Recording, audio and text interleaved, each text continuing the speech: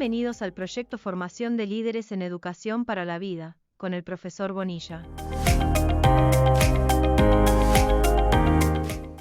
Buenos días para todos y para todas.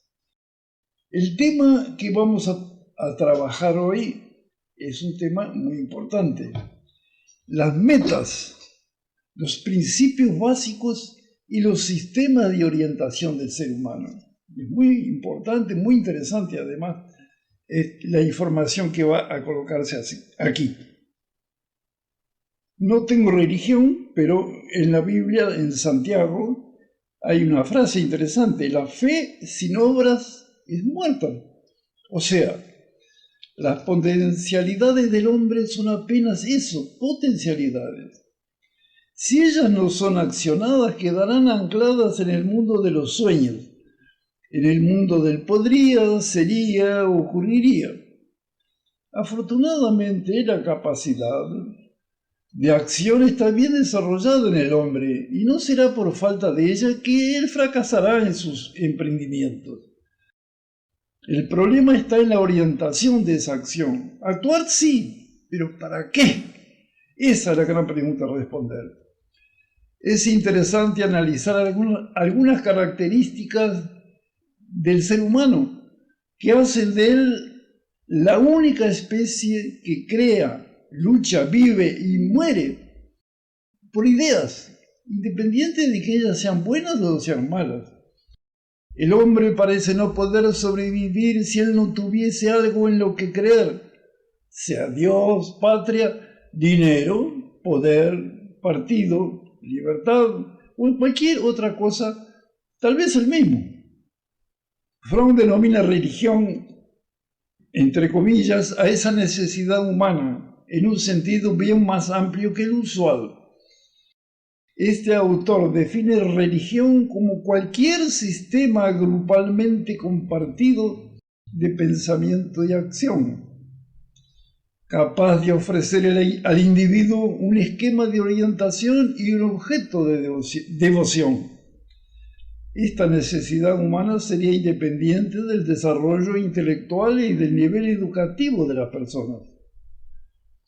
Tanto el artista como el filósofo o el cientista, del mismo modo que los campesinos analfabetos u obreros de salario mínimo, tienen la misma estructura mental general, a través de la cual reaccionan a los estímulos del mundo exterior, a veces aprobándolos y otras rechazándolos, pero no de un modo instintivo como lo hacen los animales, y sí según aquel sistema de creencias, pensamientos y sentimientos.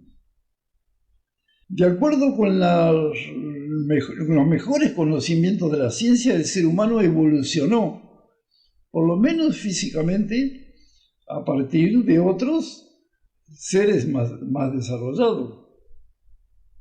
En particular, en el reino animal se percibe una doble escala entre las especies inferiores y aquellas reconocidas como superiores.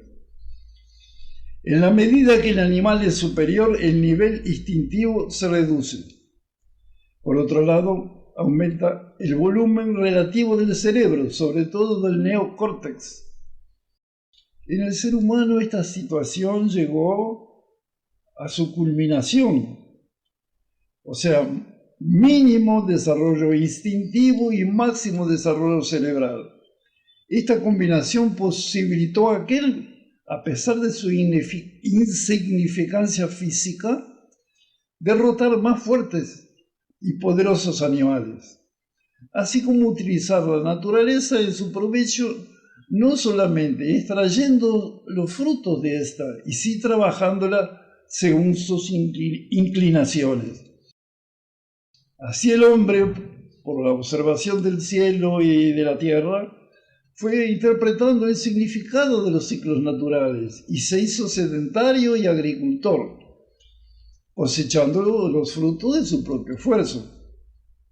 Pero, justamente, debido a su potencia instintiva relativamente baja, si la comparamos con el alto desarrollo cerebral, el hombre comenzó a percibir el mundo que lo rodea no como una cosa completa y acabada, y sí como un verdadero caleidoscopio, con problemas y soluciones muy variadas. En este punto el hombre comprendió que era necesario, en verdad imprescindible, adquirir un instrumento que lo guiase. En efecto, si no existe una ruta segura, un camino único, como es el caso de los animales, guiados por sus instintos, entonces el ser humano, deberá crear ese guía, ese sistema orientador. En el sistema primitivo el hombre consideró aquellas fuerzas que escapaban a su control como seres más poderosos, los que le producían miedo, y ahí que muchas veces tentara aplacarlos utilizando con mucha frecuencia víctimas propiciatorias. Ahí es que nació la idea de las religiones, de los dioses, y su adoración involucra relaciones más profundas, más ricas y más amplias que las que están siendo aquí expuestas. En aquel contexto existía un sistema orientador, representado por los conocimientos específicos que el hombre tenía acerca del mundo que lo rodeaba, así como una interpretación de este en el cual tenían un lugar bien importante todo lo relativo a los dioses. Ellos eran, como dijo Fromm, objetos de devoción, pero un sistema orientador, digamos la brújula, y un cierto coraje, proporcionado por la fe en los dioses, no son suficientes para llegar a algún lugar. Realmente el ser humano precisa tener una meta a la cual dirigirse. De lo contrario, el mundo puede transformarse en algo vacío e insoportable, aún con la brújula y los dioses en las manos. No es el momento de hacer un análisis completo sobre el asunto, pero atravesando la noche de los tiempos, aquel objeto de devoción de los primitivos se transformó en religiones bien estructuradas. Primero politeístas, o sea, con muchos dioses, como los griegos y los romanos, y después monoteístas, con un dios propio, como es el caso de Palestina, como Jehová. Con la llegada de Cristo se desarrolló una religión denominada cristiana, y impregnada originalmente de un mensaje de incomparable amor. El amor modernamente lo podemos traducir o referenciar, mejor que traducir, con el principio integrativo de la holística, asunto que vamos a estudiar más adelante y que es fundamental. Sin embargo, las personas no estaban en general preparadas para el contenido del mensaje del maestro, como ha acontecido en otras religiones, y las deturpaciones y desentimientos comenzaron temprano. En la medida que la nueva religión se hacía más fuerte, más institucionalizada y más difundida por los 4 puntos cardinales, su contenido interno, su sentido místico original, se debilitaba. De modo que 500 años después de la crucifixión de Jesús, los cambios introducidos eran tantos y tan profundos que acabaron dañando seriamente el proceso original. En su esplendor, la Iglesia cristiana, ella se preocupó realmente no solo con la consigna de amar al prójimo, y también con asuntos relativos a libertad, justicia, etc.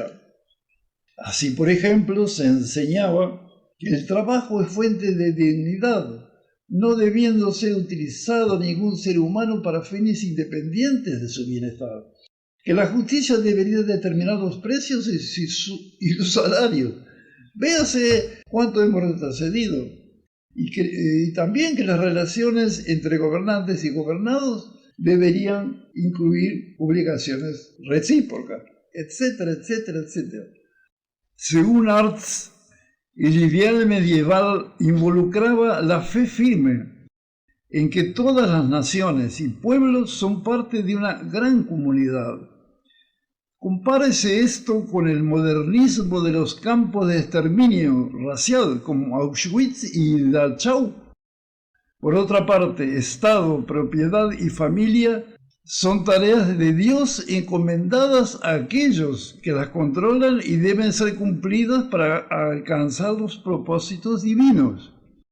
Lamentablemente, este rebrote de los principios verdaderamente cristianos se perdió después de una serie de reformas y contrarreformas, indulgencias papales, etc., mezcladas con hechos horrendos oriundos de la Santa Inquisición, terrible poder represivo ejercido generalmente por fanáticos religiosos, y tal vez el más conocido y el mayor de ellos es un tal de Torquemada. Bueno, vamos a cerrar por aquí este audio y le voy a hablar rápidamente del próximo, anunciarles nada más, el 20, el audio 20, que son los valores a promover.